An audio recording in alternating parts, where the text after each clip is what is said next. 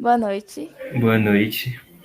Professora, eu quero falar logo que a Sara e a Tawane não puderam participar, porque a Sara deu uma esquecida e a Tawane, ela tinha saído, aí eu ia esperar ela chegar pra gente gravar. Só que ela não tinha feito o roteiro.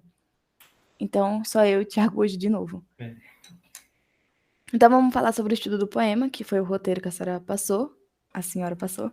Então, o poema é um gênero textual e também um gênero literário. Ele pode ser lido quanto declamado. sim.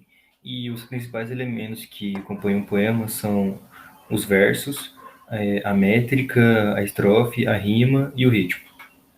O verso é cada uma das linhas do poema e apresenta sempre uma unidade rítmica e melódica.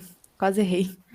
E tem a estrofe. A estrofe ela é a parte do poema que é constituída por um agrupamento de versos. Como, por exemplo, na Cântica de Pero, meu, algo assim, eu não lembro muito bem. Que há 6 estrofes e em cada uma delas com 6 versos. A separação entre estrofes é indicada por uma linha em branco. Tipo, o número de estrofes e de versos em cada estrofe é variável, ou seja, existe um poema com um único verso e poemas com dezenas de estrofes e centenas de versos. Então, dependendo do número de versos, as estrofes podem receber nomes específicos. Tipo, se for constituída por apenas um verso, é monóstico, dois versos dísticos, três versos terceto e assim por diante. Sim.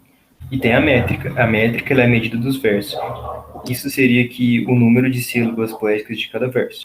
E para saber o número de sílabas poéticas de um verso, é necessário fazer uma escassão dele. E tem um exemplo na página 57 que tem. Métrica. O que mais? Ah, pode falar. Tipo, como no passado a poesia era principalmente cantada ou declamada, a divisão das palavras em sílabas poéticas leva em conta o modo como as palavras são pronunciadas, sendo assim diferente da divisão silábica gramatical. Então, na página 57, eu falei página, na página 57, tem um exemplo de uma estrofe, dela sendo, das sílabas sendo separadas gramaticalmente, e embaixo tem um exemplo da separação de sílaba poética. Então, percebemos que quando a gente separa gramaticalmente, vai dar, tipo, os versos vai ser entre 7 sílabas, 6, 8. E poeticamente vai ser só 5 sílabas. E é isso que é a métrica, que é o número de números de todos os versos, tipo, um número só de sílabas. Entendi. Agora o ritmo, né? É. E tem o ritmo. O ritmo dos versos ele é construído pela alternância de sílabas acentuadas e não acentuadas. Isso seria pronunciadas com maior ou menor intensidade, no caso. Deu para entender essa Uhum. parte? Então, a tonicidade das sílabas poéticas nem sempre é a mesma que as sílabas gramaticais. Até a gente já viu isso na métrica, né? A divisão. Uhum. E a rima, ela vai consistir na semelhança sonora entre palavras. Quando ocorre entre palavras no final dos versos, é mais comum. Tipo, a maioria das pessoas faz poemas com rima no final das palavras. E é chamado de rimas externas. E quando ocorre no interior dos versos, no começo ou no meio dos versos, eu acho que é assim, é chamada de rimas internas. Certo. Agora é aquela parte que ela falou das medidas velhas e. É, né? Isso. E o novo estilo de escrever. Certo. A parte das medidas velhas, no caso.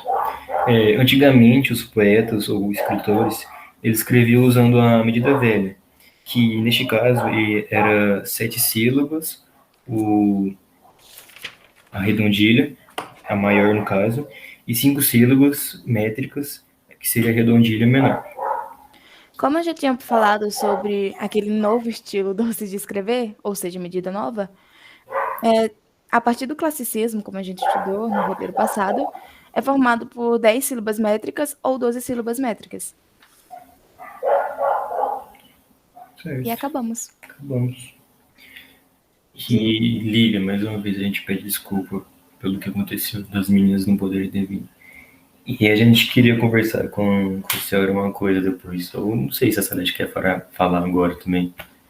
Professora, não sei mais o que fazer com a Sara e com a Tawane, não. Tipo, como a senhora já percebeu, eu acho que esse é o terceiro roteiro que só tá eu e o Thiago, sem a Tawane. Tipo, elas não têm compromisso. E sim, eu já fiz aquelas regras de convivência, mas mesmo assim, a gente sempre tem que estar mudando o horário por causa da Sara. A gente mudou o horário de hoje por causa dela e mesmo assim ela não veio. Então, tipo, eu não sei o que fazer. Desiste desse grupo. Pelo menos eu e o Thiago desisti dela. Tipo, se pudesse fazer as coisas em dupla, seria tão bom. E é isso. Ajudaria muito mais. Uhum. Bom, foi isso. Obrigado pela sua atenção.